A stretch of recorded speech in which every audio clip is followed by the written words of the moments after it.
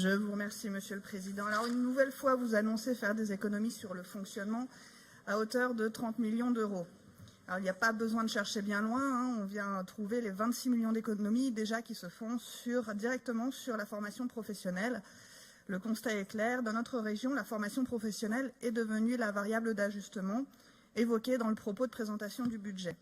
Alors pour moi, les chiffres sont alarmants. 44 millions de baisse en 2016, 61 millions de baisse en 2017, 20 millions en 2018, 26 millions d'euros pour cette année. En 3 ans, c'est 60% d'entrées en moins en formation. Dans les chiffres qui courent, nous avons 40 000 personnes en 2015 qui ont pu intégrer une formation et ainsi préparer leur avenir. Il n'y a plus que 16 000 personnes annoncées aujourd'hui en 2016. Alors vous pouvez parler de qualité de formation, vous pouvez parler également de temps de formation. Pour nous, nous attendons une confirmation des chiffres et une transparence qui est faite justement sur les formations que vous offrez. Alors j'ai bien entendu, Madame Pernaut-Baudon, les arguments avancés. Rapprocher la formation du monde de l'entreprise, c'était votre slogan électoral en 2015.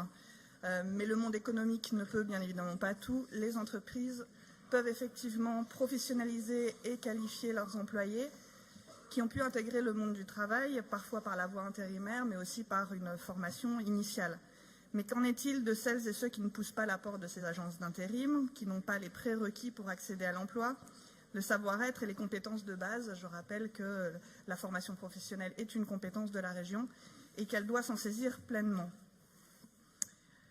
Alors une formation qui est présente sur un territoire, c'est aussi amener les travailleurs dans cette compétence, là où il peut en manquer. Pour le simple exemple que nous avons l'arrêt de la formation d'aide à la personne sur le pays de Gex, depuis votre arrivée à la tête de la région, met grandement en difficulté nos EHPAD pour attirer et recruter du personnel.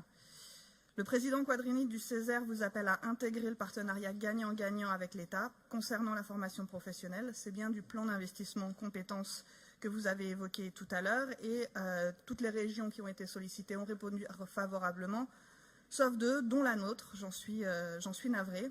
Sous couvert de revendiquer la libre administration des collectivités, vous vous coupez de crédit de l'État, d'abord du fonds d'amorçage depuis 2018, aujourd'hui du PIC.